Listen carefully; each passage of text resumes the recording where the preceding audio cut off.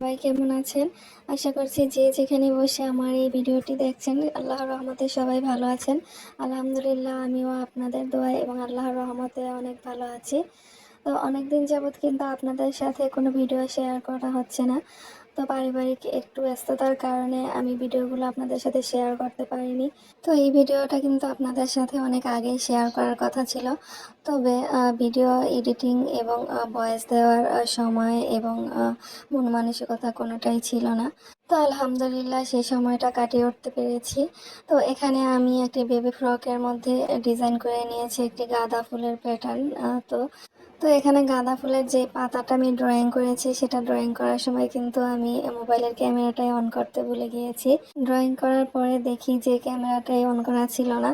তো যাই হোক আমি এই পাশে যে ছোট কলিগুলো ড্রয়িং করেছি তো সেগুলোর পাতাগুলো আমি আপনাদের ড্রয়িং করে দেখিয়েছি তো কিভাবে এই পাতাগুলো ড্রয়িং করতে হবে। তো গাঁদা ফুলের পাতাগুলো কিন্তু একটু চিকন চিকন থাকে, লম্বাটে চিরল চিরল পাতা টাইপের।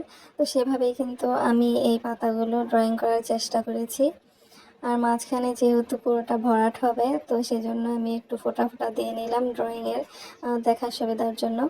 তো এই উপরের যেই গাঁদা ফুলের ডিজাইনটা আমি ড্রয়িং করেছি সেই ছোটো প্যাটার্নটাই কিন্তু আমি নিচের দিকে ড্রয়িং করে নিব ছিটা ফুলের আকারে। তো আপনারা চাইলে কিন্তু এরকম ছোট ছোট ডিজাইনগুলো বড়দের কামিজে বা ওড়নায়ও করে নিতে পারেন। এরকম ছোট ছোট ডিজাইনগুলো কিন্তু ড্রেসের মধ্যে করলে খুবই সুন্দরভাবে ফুটে ওঠে। আর এরকম রিয়েল যে ফ্লাওয়ারগুলো আছে এগুলো কিন্তু আরও বেশি সুন্দর লাগে। তো এই যে দেখুন এখানে কিন্তু আমি এই গেটগুলোর মধ্যে এই ছোট ছিটা ফুলের কাজটা ড্রয়িং করে নিব। তো আমি এখানে অনুমান করে কিন্তু ড্রয়িংটা করে নিচ্ছি। আপনারা কিন্তু ফিতা দিয়ে মেপে তারপরে ড্রয়িংটা করে নেবেন। এতে করে কিন্তু ফুলের মাপগুলো এক সমান হয় এবং মাপ সমান হওয়াতে কিন্তু দেখতেও খুব সুন্দর লাগে। তো এখানে দেখুন আমি নিচের দিকে এক লাইন এবং উপরে আরেক লাইন এরকম ছিটা আকারে করে নিয়েছি। তো এখন চলুন আপনাদেরকে আমি সেলাই করে দেখাচ্ছি। তো একটা ডিজাইনের সেলাইটাই কিন্তু হচ্ছে মূল আকর্ষণ। কারণ ডিজাইন যেরকমই হোক না কেন আপনার সেলাই দিয়েই কিন্তু সেটা খুব সুন্দরভাবে ফুটে উঠবে। আপনি কতটুকু ডিজাইনটা ফুটাতে পারছেন সেটা কিন্তু সেলাইয়ের মাধ্যমেই পুরোপুরি পারফেক্টলি ফুটে উঠবে।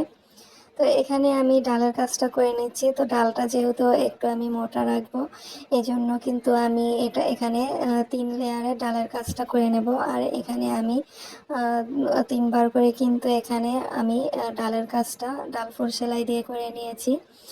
তো এখানে আমি জলপাই কালার সুতাটা নিয়েছি ডালের কাজটা করার ক্ষেত্রে। আর সুতাটাকে কিন্তু আমি 2 গুণ করে নিয়েছি দেখুন। তো যেহেতু গাঁদা ফুলের ডালটা একটু মোটা থাকে তো এই জন্য আমি কিন্তু এই রিয়েলিটি লুকটা আনার জন্য কিন্তু আমি এই ডালটা মোটা রেখেছি। এখন আমি পাতার ডালটাও কিন্তু আমি ডাল ফোর সেলাই দিয়ে করে নিচ্ছি। আর এখানে যেহেতু পাতাগুলো একটু লম্বা টাইপের তো পাতাগুলো আমি শার্টিন ভরাট সেলাইটা দিয়ে সেলাই করে নিব।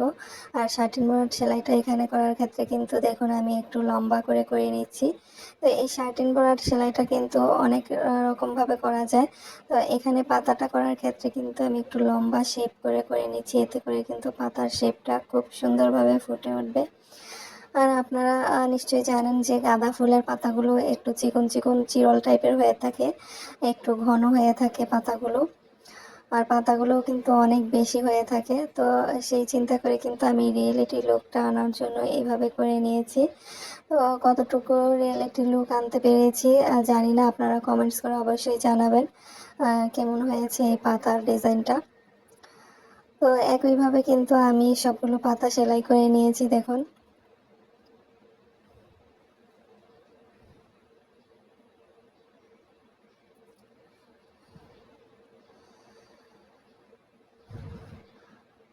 তো এরপরে আমি ফুলের কাজটা করে নেব। এখানে আমি প্রথমে হলুদ সুতাটাকে 3 তার করে মোট 6 তার করে নিয়েছি। এতে করে কিন্তু আমার বেশি পেঁচ দেওয়া লাগবে না এই ফুলের কাজটা করার ক্ষেত্রে। তো এখানে আমি ফ্রেঞ্চ নট করার ক্ষেত্রে একবার শুধুমাত্র একবার সুইয়ের মধ্যে পেঁচ দিয়ে তারপরে ফ্রেঞ্চ নটটি করে নিচ্ছি। কারণ আমি সুতাটাকে একটু মোটা করে নিয়েছি, এতে করে কিন্তু আমার সেলাইটা খুব দ্রুত হয়ে যাবে।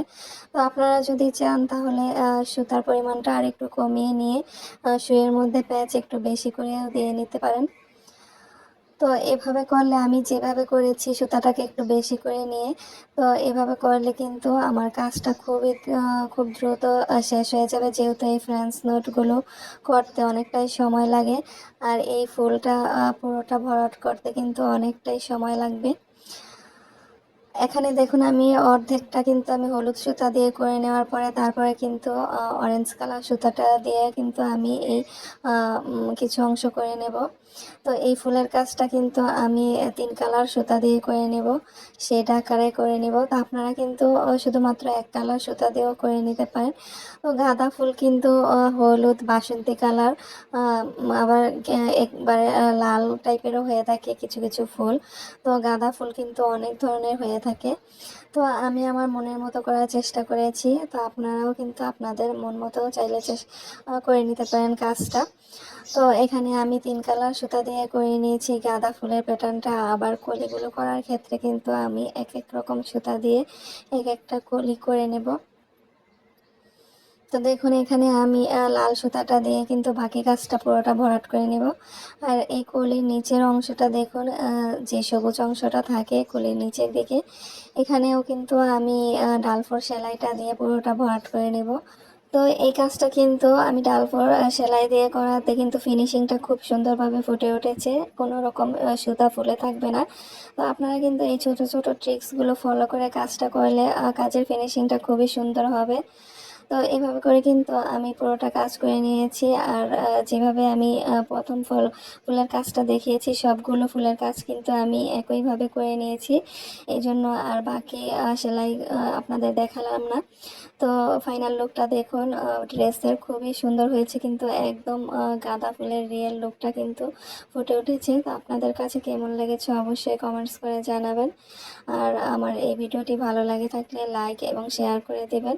তো আজ এ পর্যন্তই, সামনে আরও নতুন নতুন ভিডিও নিয়ে হাজির হবে ইনশাল্লাহ।